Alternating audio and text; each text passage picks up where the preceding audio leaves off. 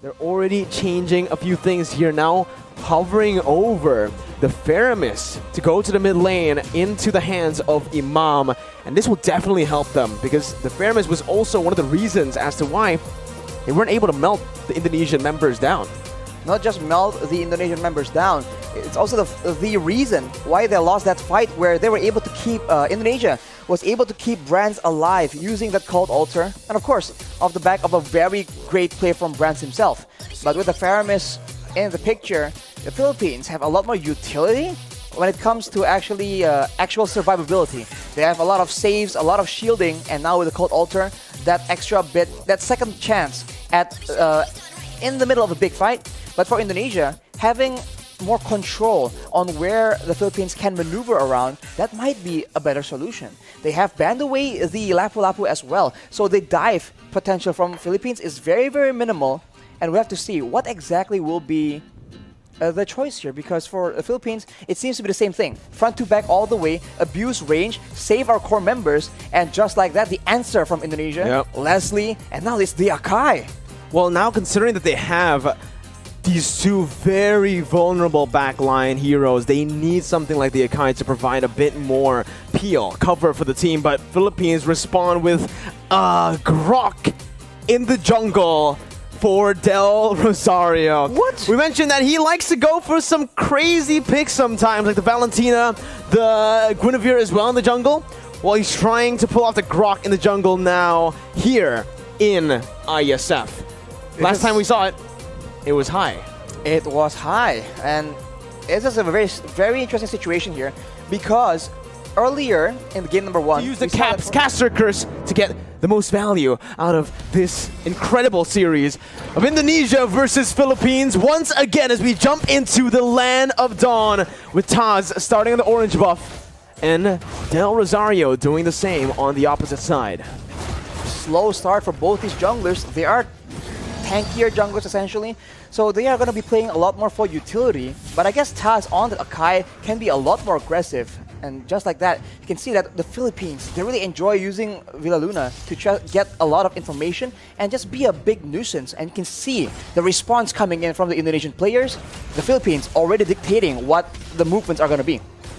Both teams again just fighting for that mid control that is so prio, so necessary now in this current meta. Both Taz and Del Rosario are looking to go for this Lethal Wanderer, but it does feel like Indonesia will have a bit more of an advantage with the faster wave clear in the mid lane. That's the Lethal Wanderer secured by Taz, getting him a bit more XP and gold to play with. So he'll have that power spike very early on, already at level 4. As we mentioned, the wave clear game is now being a lot more monitored, a lot more managed by the players from the side of Indonesia. They've suffered from it once, they are not trying to suffer the same fate again.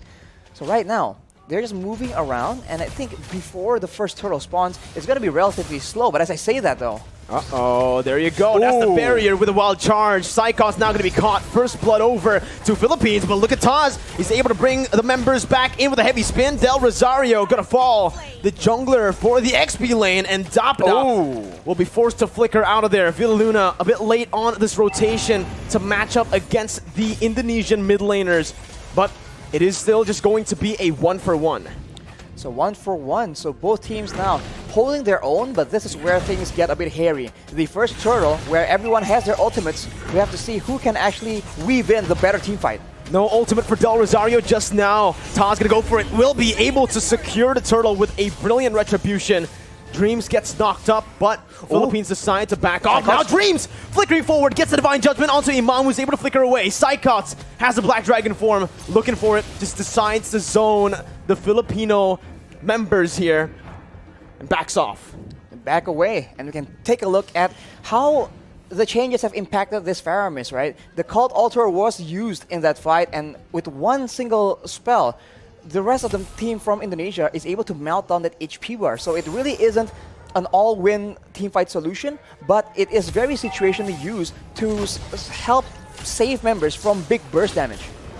Now it's a complete change from game number 1. Imam, though, going to be immobilized. That's the damage coming through. Whew. Sniped down by Brands, but the kill will go over to Hijume. Brands sacrificing a bit of gold there in the bottom side, but will still be able to catch up down below to pick up that cannon minion.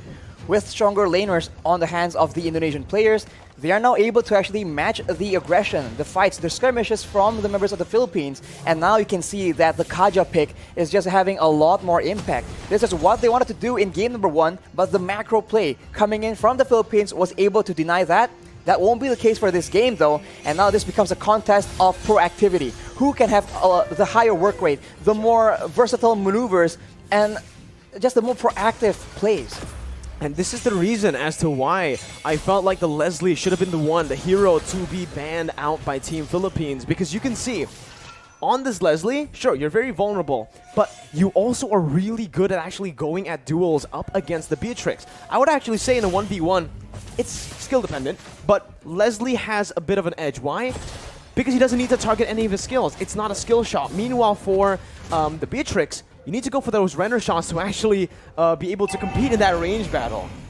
They have to be careful though, because Soriano has the Blade of Despair completed, and it will be a big factor in the next fight. The Turtle is being pressured for both teams, but it seems like the Indonesians will have a bit of a lead in the control game. Divine Judgment and the Petrify. Imam going to be able to pop the Cold Altar. Taz against 3 members, still able to secure the Turtle. Right now, Psychots jumps in with the Black Dragon form, zoning the backline away. Dapadap going to be pinned down onto the wall with the heavy spin, and that's Hijume who picks up the killing spree. Everything going well for Indonesia, and everything going wrong for Philippines in the early game of Game 2. They lose a member to the pickoff, they lose a Turtle to the steal, so Indonesia is completely taking over and looking completely different. Is this a momentum thing? We'll just have to see. Hijume with the Ice Queen's 1 right now will ensure that the Filipino members need to be a bit more careful, even more careful in how they want to position. They've been getting caught out without that slow as well. Brands has just been farming up a storm. I really want to take a look at these items, right? It's a good steal by Soriano, but he got full turret gold, clearing waves constantly. He should have more gold than Soriano here with the assist that he got as well. But here in the mid lane, the bottom side river, Del Rosario going to be chained up again, and that's the pin down by the heavy spin. Del Rosario going to fall for the second time in this game. Dreams with another Divine Judgment over to Imam, as that's the Nibiru's Passion dealing no damage over to Taz, who jumps in again. Soriano zoned away, but the damage coming from Brands, shooting him down. Dapadap finally rotating towards that bottom side, but it's a bit too late once again. Team Philippines falling more and more behind as we go and progress into the game. The Philippines are having very much trouble trying to manage distance because they're being slowed an insane amount. At any moment, it starts with the slow and then it gets followed up with the Divine Judgment, with the heavy spin. So Indonesia's pick-off game is going exactly how they want it to. And right now, they also have the advantage when it comes to range, and also when it comes to that late game. They have that artillery with the real-world manipulation, and they also have the Leslie that can do a lot of true damage up to 2k in a single hit. And in the late game, Soriano will have a lot of issues trying to get any impact done in the middle of a big team fight. There's so much CC from Team Indonesia. There's a lot of survivability from Philippines, but they need to be able to utilize that crazy engage from the Wild Charge, and right now, it just doesn't feel like they are going to be able to. Taz there going for the Turtle. That's going to be the real world manipulation that was popped into for Soriano to flicker out. They baited out the Cold Altar, and they baited out Villaluna into the other side of the wall. Mid lane turret going to be sieged down. Brands looking to poke the Filipino members, but it's a good disengage by both teams. It's still a small victory for Indonesia with that turtle take. Look at how much movement, how much of a reaction you can see from the Filipino players whenever Psychots is on the map, whenever he makes an appearance. He wasn't even popping the Black Dragon form initially, and everybody was walking backwards in fear of that engage coming through. And when you are so focused like that, you are not looking at Taz with a heavy spin. You are not looking at Dreams waiting for that Divine Judgment. What I want to look at is definitely the items here for Brands, because I wonder how much gold he's actually gone this game. So far, he has been left untouched to free farm. And he's dealing so much damage. That's going to be the flicker over to Divine Judgment as well to find Del Rosario. The true damage does its work. Brands picks up the kill. Dapadap trying to look for a re-engage now, but only taunting Taz.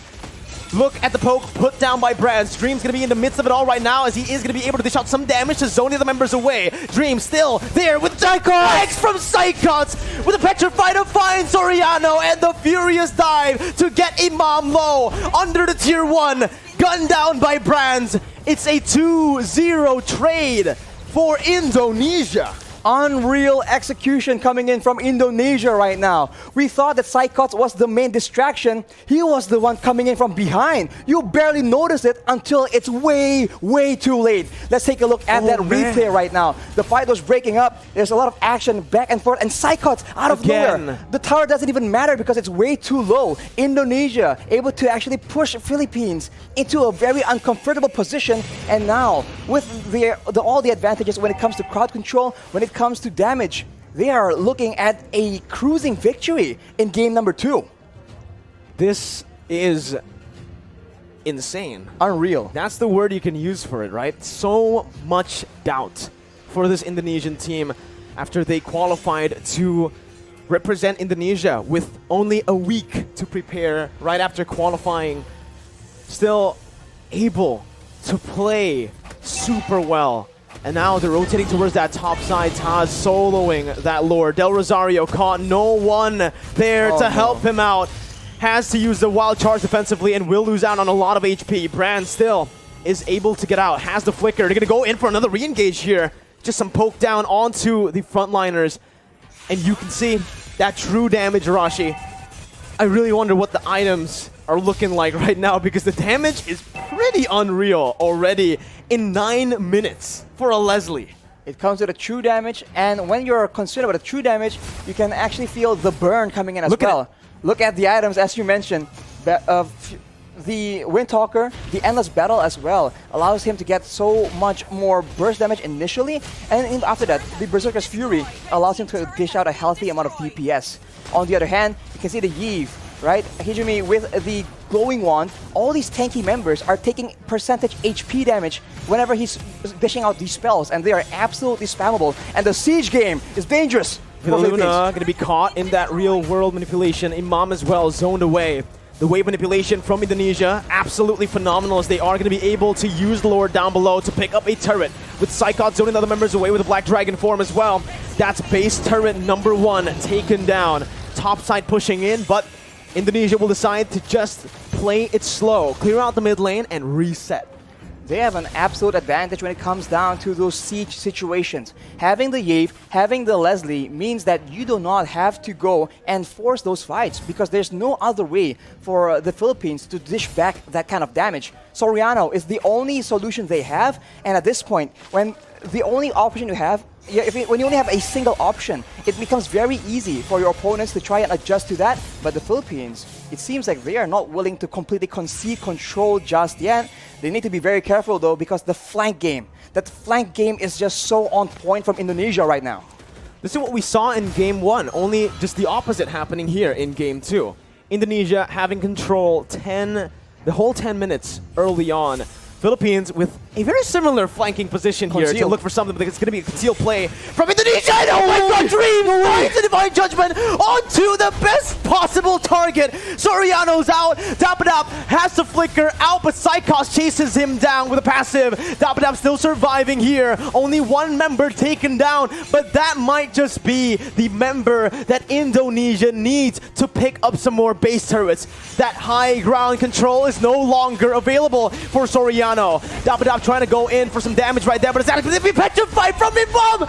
He's going to be taken down. The wild charge in desperation. Villaluna in the back has to back off. It's an absolutely insane game and an insane performance from Indonesia as they knock Philippines down to the lower brackets. Oh my, we have no words left right now. How was that possible? That is insane from Indonesia. He did not lose a single retry battle up against a world champion. Up against the Filipino champions. That's Del Rosario, Wise from the Philippines. But like you mentioned, Rashi, this guy's the main man here. The utility, the damage, just take it all. Hijume was a perfect Eve in this game. 0 deaths, doing all utility game. Lower brackets for Philippines. This is a scene that we have seen a few times before for the Philippines, right? Climbing their way from the lower brackets, but here... None of the main carries have a death from Indonesia. That is crazy. Rans, Hijume. We can also talk about how Faramis, right? Same pattern. The team with the Faramis actually starts losing a lot of steam in the early game because the Cult Altar allows you to be